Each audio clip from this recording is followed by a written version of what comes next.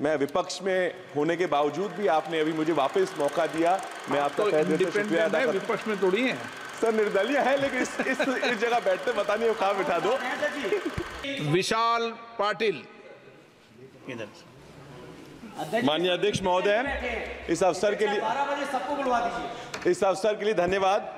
मैं पहली बार चुन के आया हूं, तो भी मैं मेरे परिवार का छठा सदस्य हूं और मैं जानबूझ के कहना चाहता हूं कि जो मैंने सुना है तब तक के 9 सदस्यों के लिए जो अवसर आप प्रदान करते हैं वो मैंने आज तक कभी सुना नहीं। तो मैं विपक्ष में होने के बावजूद भी आपने अभी मुझे वापस मौका दिया।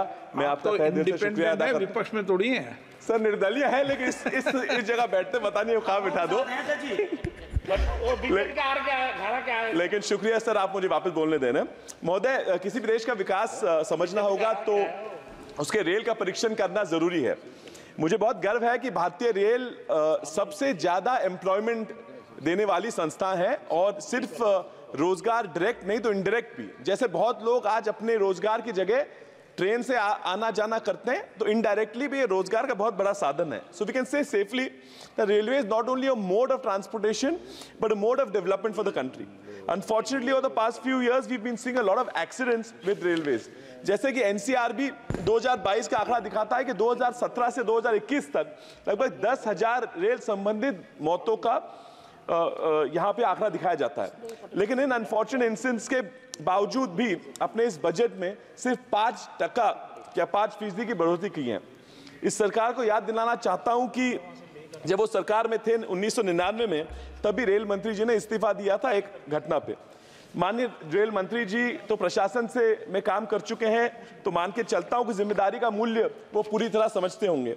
मैंने उन्हें आपके माध्यम से बताना चाहूंगा कि सभापति जी महोदय, इतिहास के पन्नों में 2 सूचियां बनती हैं। एक सूचियां है जो जिम्मेदारी लेके इस्तीफा दिए हैं उन लोगों की बनती है, और दूसरी बनती है जो जिम्मेदारी ना लेके इस्तीफा ना दिया। अब मैं तो विपक्ष हूं, तो हम विपक्ष के लोग शायद आपको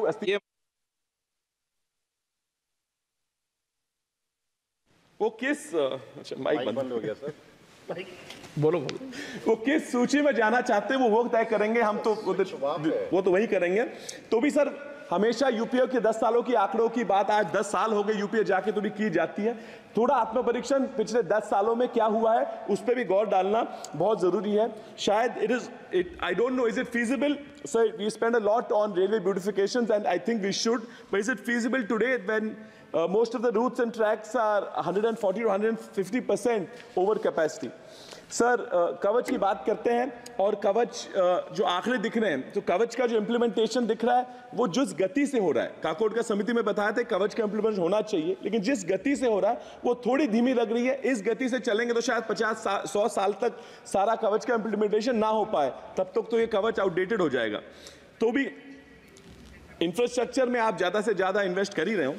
मेरी ये यहाँ आपसे मांग है कि मेरे निर्वाचन क्षेत्र में के बारे में बोलूँगा और आपका ज़्यादा समय नहीं लूँगा।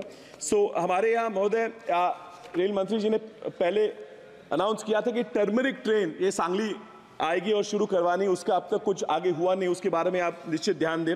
अमृत भारत में सांगली स्टेशन का चयन हुआ है, लेकिन अभी भी काम बहुत ही कम गति से चल रहा है, और क्योंकि अभी भी बहुत छोटे छोटे स्टेशनों में भी जो सुविधाएं वो हमारे पास नहीं है, जैसे पिट लाइन है, क्रू रेस्टरूम है और वाटर फिलिंग ना होने के वजह से बहुत सारी ट्रेन हमारे यहाँ ना रुक पाती है।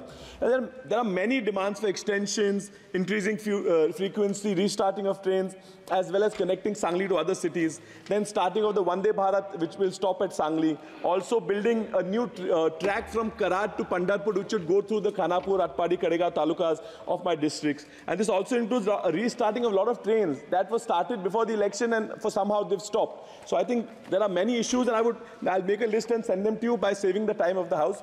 I would just say that there is a lot expected from you. You obviously have a background which is not political, तो आपसे बहुत अपेक्षाएं हैं। मैं उम्मीद करता हूं कि हमारे क्षेत्र के लिए और महाराष्ट्र के लिए और देश के लिए आप कुछ तो कर पाएं।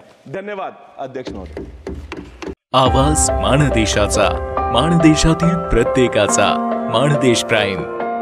सबस्क्राइब करा आणि अपडेट रहा। नवीन व्हिडिओच्या नोटिफिकेशनसाठी बेल आयकॉनचं बटन दाबा। धन्यवाद।